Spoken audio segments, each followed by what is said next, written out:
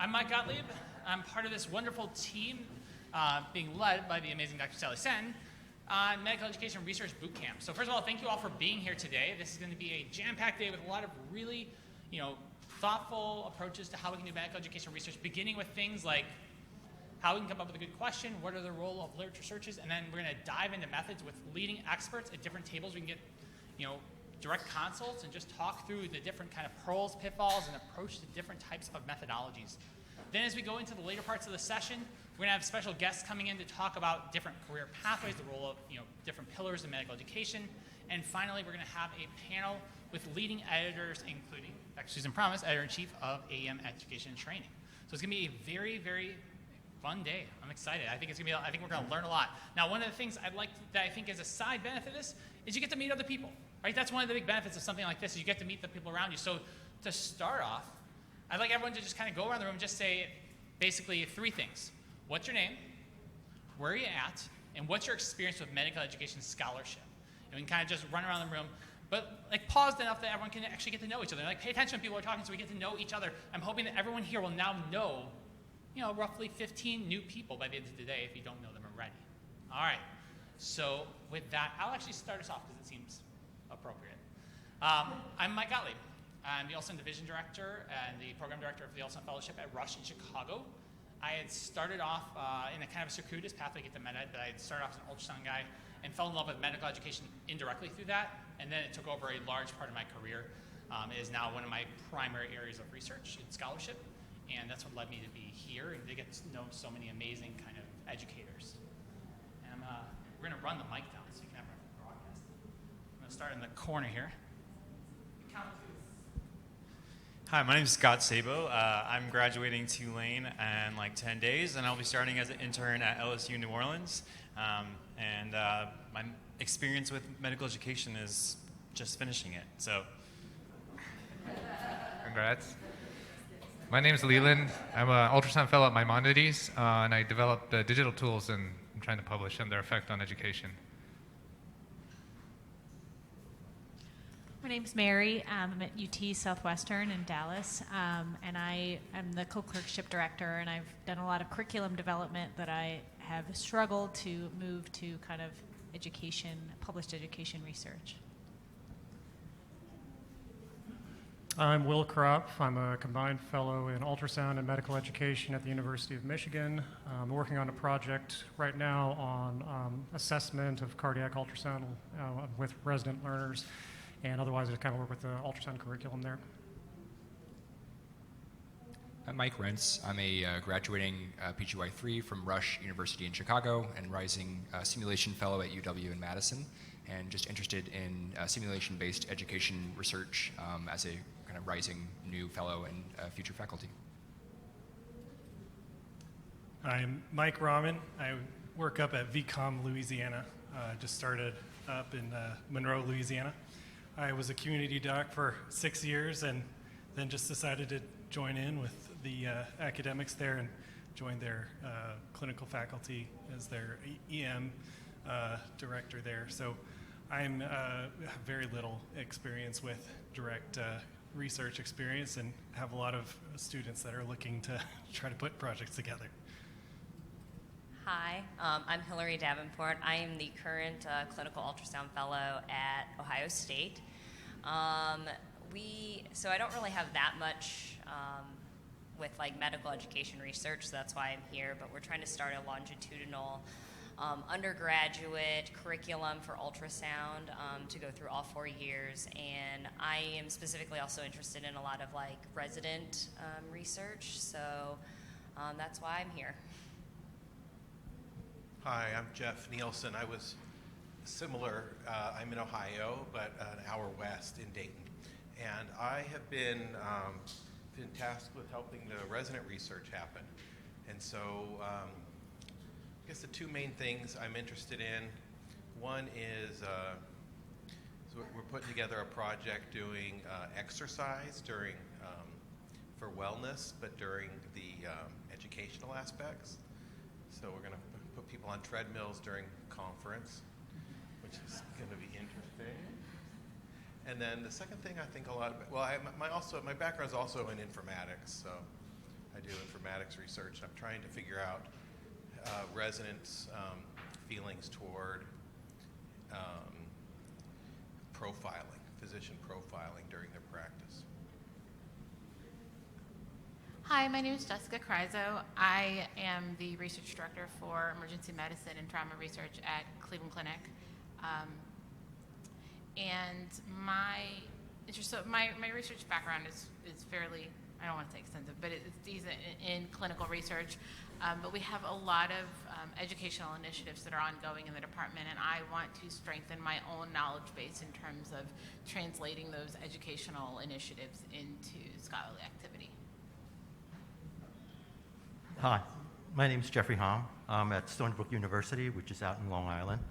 And my division is starting a pediatric emergency medicine fellowship within a year or two. My background is more like an epi / clinical epi, and I'm coming to this course to develop more of a research in educational, understand the methodologies and the thinking behind that. And I kind of want to blend that into my underlying background.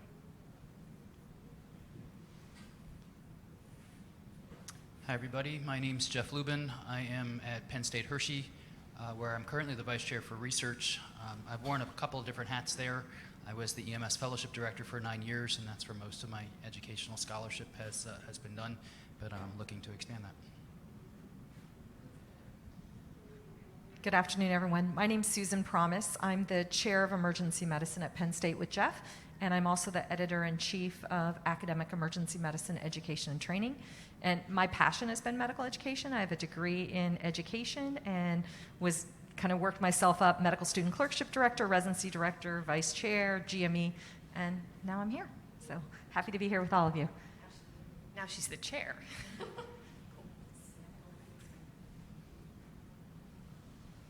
My name is Casey Glass. I'm at Wake Forest University in North Carolina, and at this point, my educational scholarship really is around areas of ultrasound curriculum and then working with multi kind of interdisciplinary learner groups in ultrasound. Hi, I'm Kirsty Ford. I'm also at Wake Forest, one of the ultrasound fellows there, and will be staying on there to do kind of a split community academic position. Interested in medical education with the med school, doing ultrasound curriculum there, and then also medical education in our community as well. Hi, I'm Stephen Powell. I'm also at Wake Forest. There's a theme right here, I think. I am a new academic faculty, and I am at the start of my hopefully a very good publishing career in academics, and so I'm here to learn how to do that. So. I'm Sage Wexner. I'm not at Wake Forest. I'm in Bakersfield, California. I'm their SIM director, and I've been tasked with 5 or so residencies and 6 or so med student clerkships, and so looking to develop some curriculum and hoping to incentivize some of the faculty with research. Hi, I'm Kathy James. I'm also not from Wake Forest. I'm at Boston Medical Center. I do pediatric emergency medicine. A couple things I do. I'm the rotation director for the resident rotation. I designed a boot camp course for the 4th-year students going into pediatrics. I designed for the residents a procedure curriculum. So now I have to learn how to research and write about these things that I've been developing. I'm Daniela Ortiz. I'm at Baylor in Houston. I'm a med ed fellow, so kind of have my hands in a lot of educational things, and I just think I need to take that next step to make it scholarly at this point.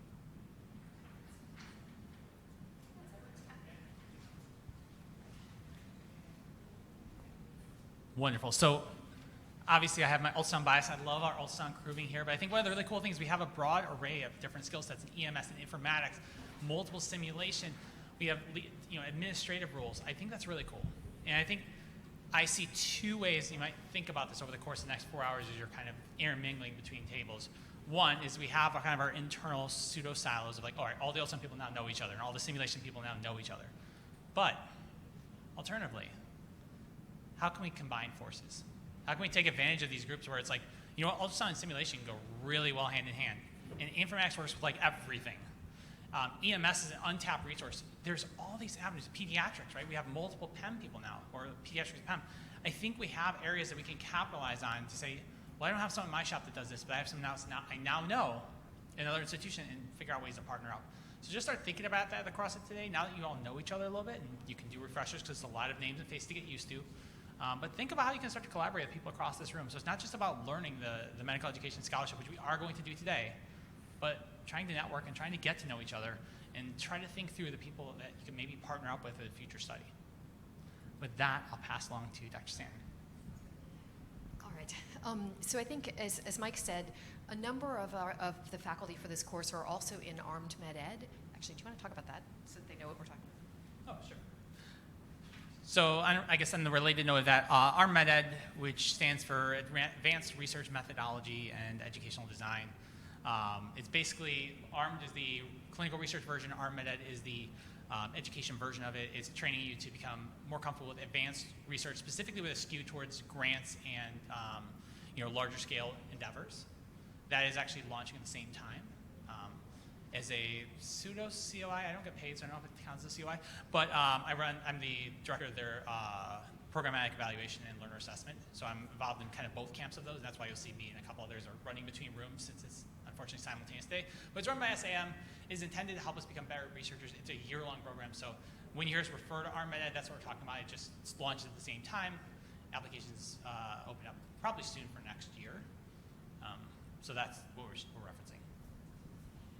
And so unfortunately they put them at the same time. And so people are going to be bouncing back and forth. And so we'll try and keep on, I've got a schedule, you don't have it, but I'm going to keep on schedule because people won't be back to start their session. And so we'll kind of do a little bit of flexibility there. All right, so I'm Sally Santon. I have many jobs. I'm currently a senior associate dean at Virginia Commonwealth University. I do evaluation, assessment, and scholarship.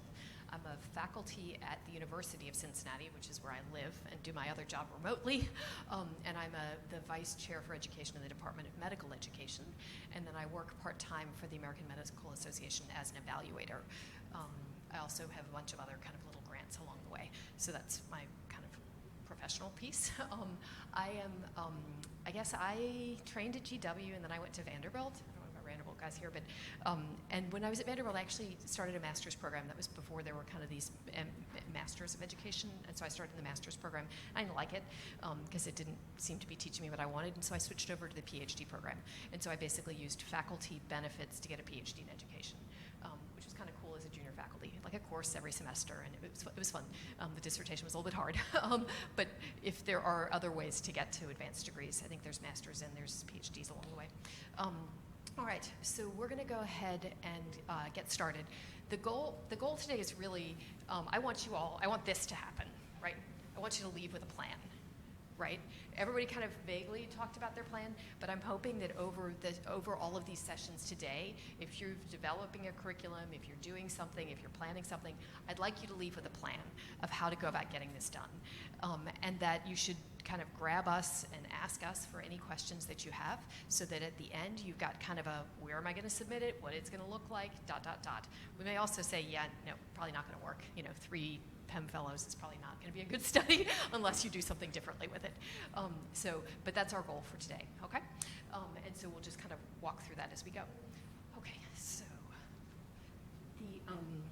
we're going to start with what I like to think about, and I think this will work for a lot of you, is we're all doing all different kinds of things at the same time. You're teaching clinically, you're designing a curriculum, you're designing a fellowship, that we're all doing multiple things at the same time, ultrasound, et cetera. And so the question is, which of these different domains are you going to take some time to try to turn into scholarship? Today we're going to use scholarship broadly in terms of anything that's published and maybe something that's presented, because the presentation often gets you to the publication. Because many of you were talking about like having a curriculum, and so you might try to publish the curriculum. Other people were, starting a program. You might try to publish the program. I think there was an assessment of cardiac echo, right? You might try to publish the instrument, right? And so our goal today, that's what we're going to frame this under, is scholarship, meaning a dissemination and research on those topics. Questions or comments about that? Okay. So I don't have a clicker, so I apologize. Okay. So I think there's a worksheet on the first or you all are working through your worksheets through here. What I want you to do is we're going to take some time, like I don't know, 3-5 minutes. And I want you to think about, these are the different areas of scholarship that the AAMC provides. And so just kind of write down for each of these areas what you're currently doing. And then pause after that and say, which one am I going to try and spend time on today to try to have some sort of scholarship or research coming out of that? And so, again, this is AAMC is the Association of Medical Colleges. These are the areas that they define as scholarship areas. And so just write down what you're currently doing, fast list, many as you want. And then think about possible research questions that you want to ask.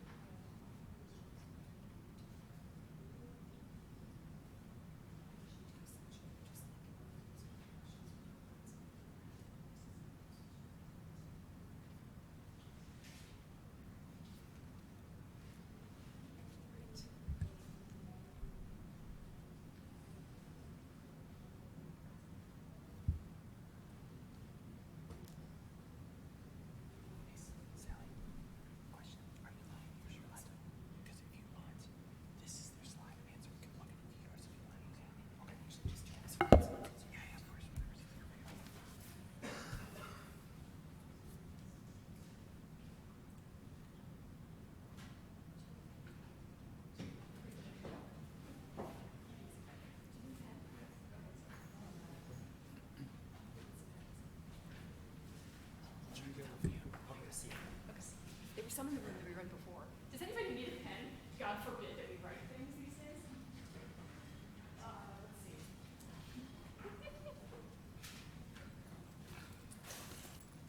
Got a pencil.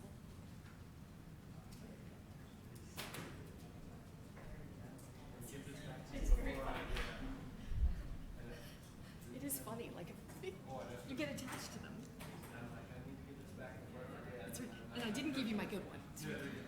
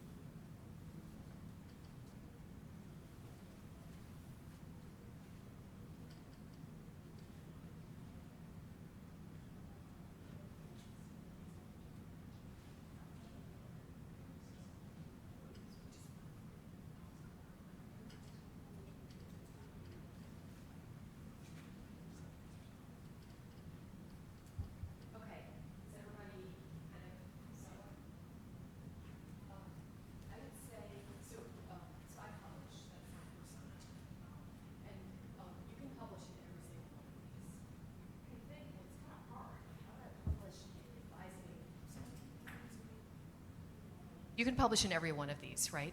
And so you might say to yourself, well, wow, how am I going to publish in advising and mentoring? I've got 3 coaching publications, one of which is just the difference between a coach, an advisor, and a mentor. And so you can literally publish in all of these. The same thing, like how do you publish in educational, administration, and leadership? Well, we got a bunch of people together and asked them what their leadership visions were and published that. So you can literally publish in any of these. You just have to be outside the box for this, for those. And so that's why I actually wanted you to start with a broader list of things that you might do, because you might say to yourself, wow, I think I'm the only one doing this, or one of the few people doing that. And so you might choose to focus on that. Okay, so now I'm going to have you, we're going to pair and share, and you're going to be working with your partner for most of the time. So, so if you're an odd number at a table, or if you're not next to somebody, we're going to pair and share. So I want you to take just 5 minutes, so like 3 minutes and 3 minutes, and explain to your partner what you're doing. In that process, you want to be saying, that's really cool. Like, if they're doing something really cool, say that's really cool, right? Because that then becomes a star that you might use.